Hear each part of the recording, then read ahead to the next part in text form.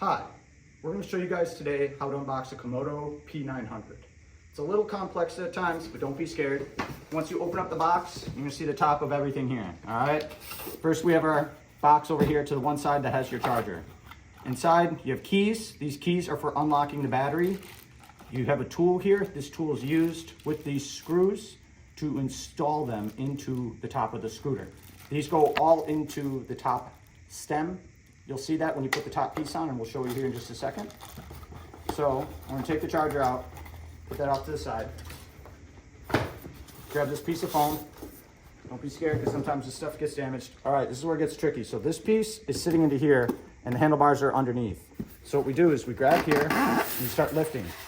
You pull this plastic piece out. You grab the handlebars that are right here. Okay? Now we have the handlebars out. All right, make sure the folder is all the way down because there's a folding mechanism here. Make sure that's all the way down. Tighten that. And you come up here, twist this around to make sure it's in the right orientation. You're gonna plug these two in. You match the arrows on them. It's pretty common sense. There's two little arrows on each side. You match them like that. This gets tucked into here.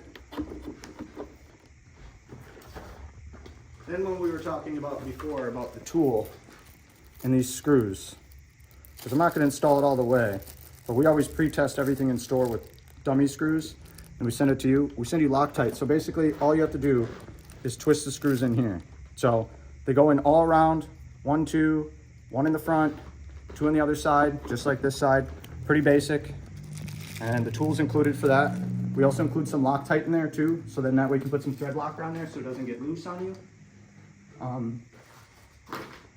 These are the keys. Each key is matched to your scooter. There's special numbers. So if you lose the key, you're SOL to remove the battery. We can get replacement keys, but it does take a very long time.